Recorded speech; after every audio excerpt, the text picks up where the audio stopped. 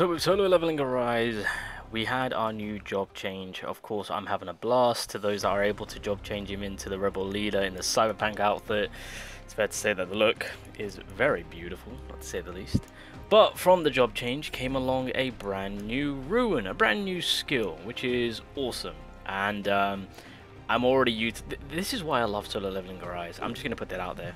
I love this game so much right now, just because of how much of a switch up it is with gameplay. It very is refreshing in having to forcefully change up your playstyle, and I'll get into why I'm mentioning all of this. It's because, well, so the brand new ruin, as you guys can see, the big sell point for this ruin is the fact that this is the first and only break ruin that deals almighty break. This is the first time that we have seen the introduction of almighty break. You could say that this is the power scaling of break going up, potentially. Maybe there's a new break character that we get sometime down the line that has almighty break rather than just heavy break or light break or medium break, right? Who knows? We'll see what the future holds for break units. But ruin wise and break in general, this is the only almighty break that we have within the game. Now, the one that we get given is the fire one. So I say, I don't know if it's randomized, I don't know if you guys got something else, but I got fire, and I'm going to assume that everyone gets the one that I got, right? And obviously with the fire one, not only does it deal a great amount of damage, not only am I able to charge it up to 300% to do the attack, but the bonus of it all is that I get my critical hit damage by 30% for 5 seconds. It increases the critical hit damage. So obviously right now with the meta, with combinations, etc., everyone's catering to the crit. That's kind of what's kind of selling right now. So to have this come along, it's kind of picture perfect, I will say. The light one just gives me invincibility as well as increase my defense by 10% for 30 seconds. I can stack it up 3 times, so 30% increase on my defense. The wind one makes it so that we can do increased target damage towards the enemy by 7%. And it buffs up vertical arts, which I never use, so I'm never going to probably use that.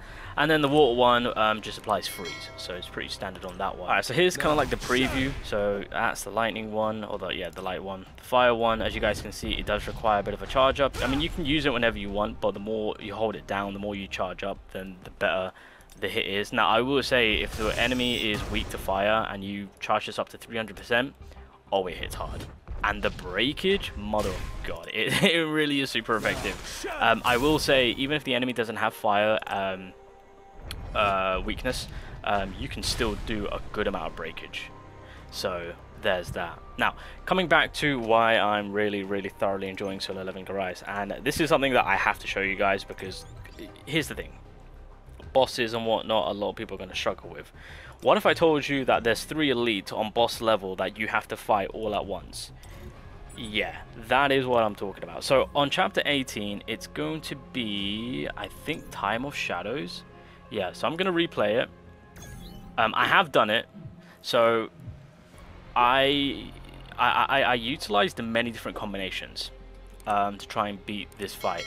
And it got to the point where I was getting so angry that I just kind of wanted to bite my controller. We've all been there, don't lie to me, come on now.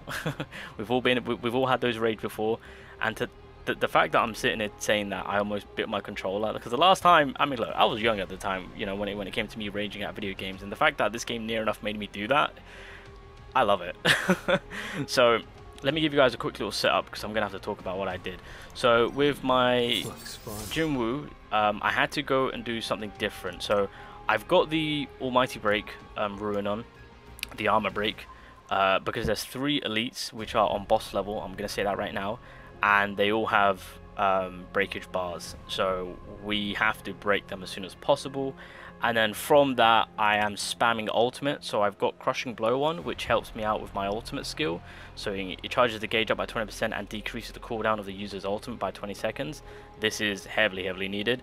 And what I decided to do with my artifacts is I've got the set on that will help me out getting my ultimate more quicker. Alright, just so you know that I had so many attempts, like so many fail and errors, that this was, even I struggled, I'm not gonna lie. It got to the point where I'm just like, how do I beat this?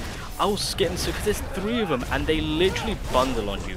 So when one of them knocks you down, then there's a second one that follows up. So right now, as you guys can see, we're maximizing our break. honestly, that almighty break in situations like this, when you're just trying to break them so that way you can maximize your damage, it is heavily needed. So obviously at the very beginning, you know, I shadow step. It's best to do it when you're shadow stepping. If you've got the moon daggers, that's also going to be very handy, because you just need that extra time, because again, you are charging up the ruin skill, and it does take a good solid minute. So if you can use your shadows or your supports to kind of distract, then so right here, as you guys can see, this, yeah, so that's kind of like the best time I found, that you shadow step and then you charge it up 300%, and right there you can really just break through the enemy. Now once you break through, at that point you just go all in. Again, I decided to go with the ultimate setup purely because there's 3 of them, and I can't rely on my weapons, I can't rely on skills, I need AoE high amount of damage. So ultimate spamming is the way I decide to go about it. Again, I say that with solo leveling the Rise, why I love it, it's because I couldn't use my regular means of skills and weapons that I typically use, right? My typical get up setup that has been used, that has been working for the longest, I couldn't use it. It wasn't good enough. I had to switch things up a little bit. And I think this is the one thing that I want to say that they've done really well in fights like these, where it's just like, okay, yes, they've got the light weakness, so I can cater to that, but I can still have other means of switching things up, so that way I don't have to cater to the weakness. The only part of the catering that I did through the light advantage was through my 2 supports. Outside of that, I chose not to. So of course I'm using the fire ruins, I've got the almighty break, I've got the ruin that's giving me my ultimate gauge up and decreases the cooldown, so that way I can spam it. So it's just multiple, well, yeah, it's just different techniques again, different fighting strategies, and yeah, the ultimate spam worked out in this case. So I'm using the grunts to kind of build up my ultimate at this point. See, this is another thing. When you don't have your eyes on 3 characters coming at you, it makes it difficult. So I got lucky here, I'm not gonna lie. When he slammed in, I wasn't expecting it. So another slam's coming in. It is just getting difficult. So you got 2 that are like full on in your face, and then you got 1 that's fully range, and it's just, yeah.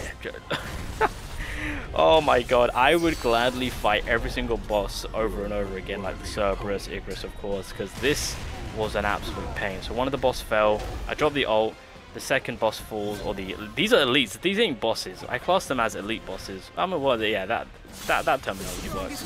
So right now, 1 last boss left, 30 seconds left on the timer. I'm going all in. I'm being very cautious not to die here, and it was a good fight. Oh my god, boys, it is an absolute struggle. I wish you all the best of luck when it comes to that fight, let me tell you. But yeah, anyway, just kind of wanted to obviously inform you guys on about the brand new ruin. It's not a bad ruin. I mean, I guess the only thing you just need to cater to is just using it at the right time, because it does require that bit of a charge up.